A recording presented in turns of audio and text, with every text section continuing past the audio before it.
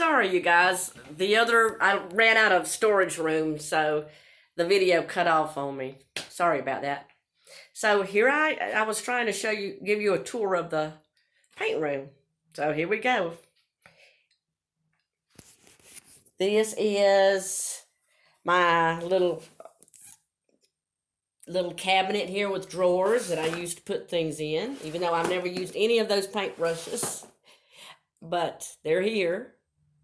Here's some pencils, because I tried to draw some birds and things one time.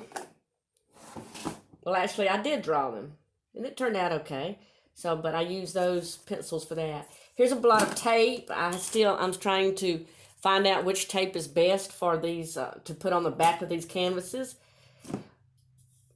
I need something that doesn't tear up the canvas in the back, pull the threads out, and will keep the paint off. So that's kind of hard. This is my balloons that I've used to make flowers with in the past, but I still haven't conquered that one. The balloon kisses that you hear about. I would love to be able to do that, but and I have, but I guess I haven't found out the right consistency for the paint to be in the base paint before I do it. I don't know, but you can figure it out with me. Here's a little chain thing I got from Walmart, and I cut it off at different lengths to make pull chains on the paint and make different things. Flowers, some more balloons. There's some some straws that I got from the beginning of this thing, so I can blow out some flowers like I've seen other people do on YouTube. But I ended up getting this. I ended up getting a metal straw from Amazon and here's one with a shape like that. Now I use that instead of the plastic ones. Here's toothpicks, because I'm constantly having to put the toothpicks, and I know some of these don't have lids. It's hard to keep up with the small lids. But most of these are empty also. It's time for some new paint. But anyway, I'm constantly using the toothpicks to put in the top of these because unless you wash these on a regular basis, they will get stopped up, dried up there on the tip with the paint. So anyway, so I have little different things. Of course, here's my stirring sticks, which is great because that's one thing you don't really run out of much. I just use my paper towels and wipe that off and use them again. And anyway, here's some glitter, because I like glitter to put on some of my paints. Love it. Here's some string, because I tried my hand at some string art and made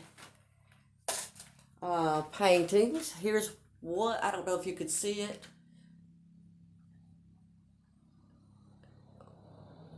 But there's a flower up there that I use for that I made with the string.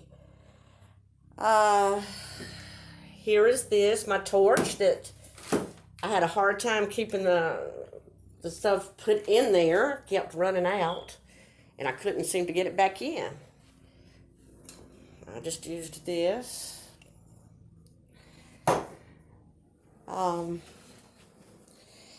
Here's some paint and some containers that I use to put things in that I might want to try.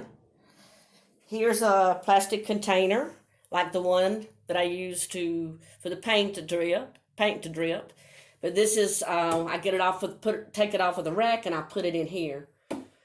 And it does pretty well like that, because I use these tacks to put on each corner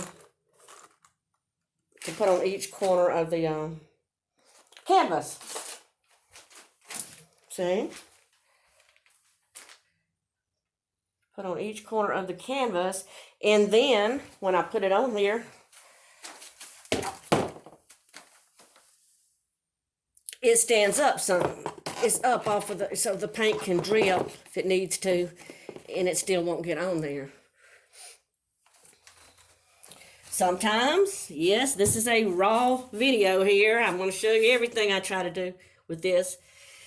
Sometimes if I don't put the pins, because I don't think I'll need one or whatever, maybe it's not quite as messy of a painting or whatever, I will just put it on that, and that'll keep it up off the floor some. It's just a lid off of a plastic container. I have back problems, and I have, some health problems, so I use this chair to sit in when my back starts hurting and I need a break. Plus, sometimes it does get frustrating. It's fun, but it gets frustrating. Sometimes if the paint's not turning out right and you spend more time on it than you thought you would. But anyway, follow me if you will through my journey. You can learn with me and experience whatever I experience. This is for real.